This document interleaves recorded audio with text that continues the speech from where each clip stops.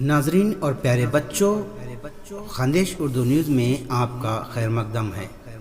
उर्दू को फ़रोग दीजिए, चैनल को सब्सक्राइब कीजिए। आणि दिल्लीमध्ये जे सर्व सिंधू पासून तर अनेक बॉर्डरवर आपला जीव हातात घेऊन तिथे या जुलमी सरकारच्या कृषी विधायक ज्यांनी जे कायदा केलेला आहे त्या 3 कायद्याच्या रद्द करण्यासंबंधी ते मागण्या घेऊन तिथे ते रात्र दिवस बसलेले आहे। त्यांना पाठिंबा म्हणून भारतामध्ये अनेक संघटनांनी त्यांना पाठिंबा दिला। यापूर्वी सुद्धा आपण निवेदनाद्वारे धरण्याद्वारे या किसान बांधवांना आपण पाठिंबा दिलेला आहे।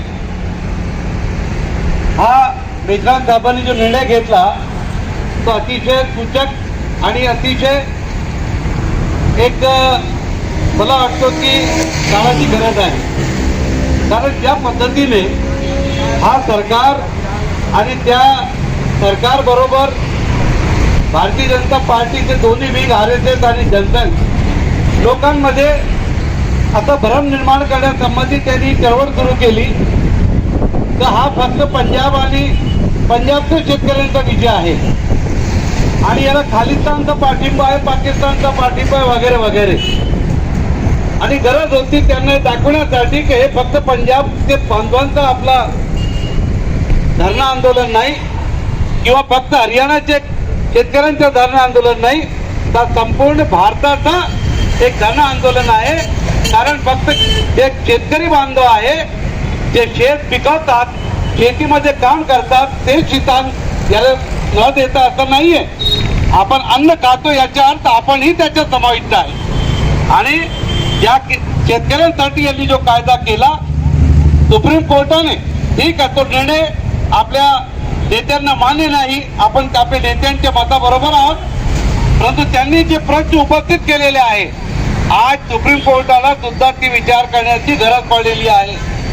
कमीत कमी त्यांनी जे स्ट्रिक्चर पास केले तर हा कायदा करत असताना शासनाने शेतकरी संघटनांसोबत काही चर्चा विमर्श केली होती का केली नाही, हा चांगला प्रश्न भोगले साहेबांच्या या पीठाने त्यांना विचारलेला आहे। दुसरं त्यांनी हे सांगितलं की तुम्ही रद्द करता किंवा आम्ही रद्द करू। आपल्याची अशी होती की त्यांनी रद्द करून द्यायला पाहिजे होता, परंतु त्यांनी एक कमिटी नेमली आणि त्या कमिटीच्या नावाबद्दल आपल्या साहेबांनी इथे आपले नाव ते मांडले। आज पेपरामध्ये, टीव्हीमध्ये, सोशल मीडियामध्ये सविस्तर त्या 4ही सन्माननीय सदस्यांसोबत पूर्ण माहिती आलेली आहे की ते ऑलरेडी शासनाच्या जो काही निर्णय झालेला आहे कृषी संबंधी कायद्याबाबत तो त्या कायद्याची सहमत आहे। म्हणजे प्रिजुडिस लोक कमिटीमध्ये आहे ते शासनाला किंवा कोर्टाला निपक्षपाती आपला रिपोर्ट देतील या शंका 100% सूर्यासारखा रोशन आहे। म्हणून समितीने असा निर्णय घेतला की आम्ही त्यांच्या समोर कुठलीही वार्ता करणार नाही, त्यांना आम्ही त्यांच्या समोर जाणार नाही। अतिशय चांगला निर्णय त्यांनी घेतला।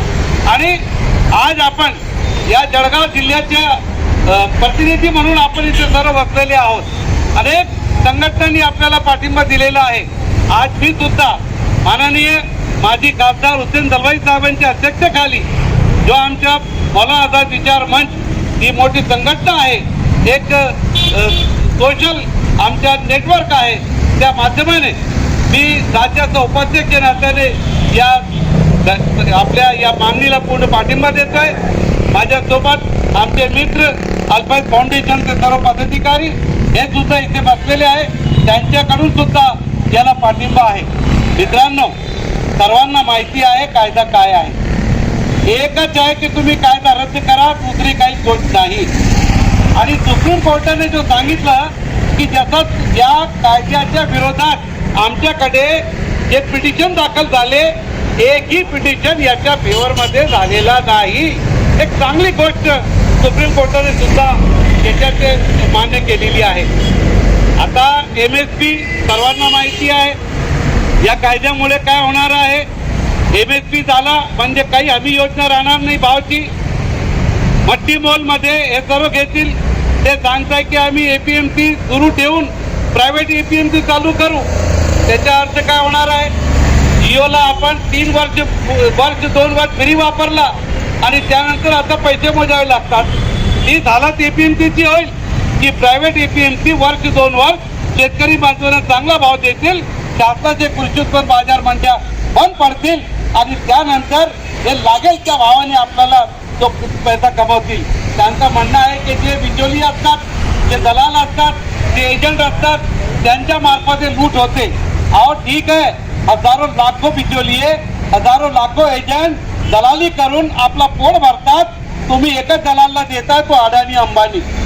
म्हणजे तुम्ही सुद्धा काय करताय, एक सेंट्रलाइज दलाल उभा करून या शेतकऱ्यांची फसवणूक करण्याचा तुमचा एक मानस आहे. माली स्वर्गवासी इंद्राजीनी या ज्याला आपण म्हणतो जखीरा अंदोजी, म्हणजे आपण जे काही एसेन्शियल कमोडिटी आहे, अन्न धान्य जीवनावश्यक वस्तू, याला जास्त वेळ आपण साठा करू शकत नाही. या साठेबाजा विरुद्ध माननीय स्वर्गवासी इंद्राजीने जो कायदा केला होता, यांनी काय केला की आता जो काही हे माल खरेदी करतील त्याला काहीच एसेन्शियल कमोडिटी ऍक्ट लागू होणार नाही. म्हणजे मोठे मोठे वेअर हाऊस जे ऑलरेडी 2 वर्षापासून यांनी बनवून टाकलेले आहे, ते वेअर हाऊस मध्ये ज्यावेळी जोपर्यंत भाव मिळत नाही किंवा वाढत नाही तोपर्यंत रिझर्व करतील आणि ज्यावेळी महंगा माल विकता येईल त्यावेळी ते आपला माल रस्त्यावर आणणार आहे. असे अनेक बाबीला आपण आज समोर जातोय. देशाची स्थिती फार कठीण झालेली आहे. आपल्याला सर्वांना मिळून अशा शक्तीविरुद्ध एकत्र येऊन वेगळे वेगळे न लढता सर्वांनी एकत्र येऊन लढायचं आहे. म्हणून मुद्दाम आम्ही इथे आपल्याला पाठिंबा देण्यासाठी आहोत. आपल्या मागे सर्व समाज उभा आहे, सर्व संघटना उभे आहे. आपले काहीच मतभेद नाही आहे आणि आपण या जुलमी सरकारच्या विरोधात आज एकत्र लढतोय. या संपूर्ण आमच्या सर्व जेवढे इथे लोक आलेले आहे, आमच्या संस्था आहे, आमचे समाज बांधव आहे, आमचे मित्र परिवार आहे, यांच्या सर्वांच्या तर्फे आम्ही संपूर्ण पाठिंबा देतो आणि या माननीय कलेक्टर साहेबांच्या मार्फत या केंद्र शासनाला कळू इच्छितो की जोपर्यंत हा कायदा तुम्ही रद्द करणार नाही तोपर्यंत जळगावकर किंवा पूर्ण भारतवासी गप्प बसणार नाही. धन्यवाद.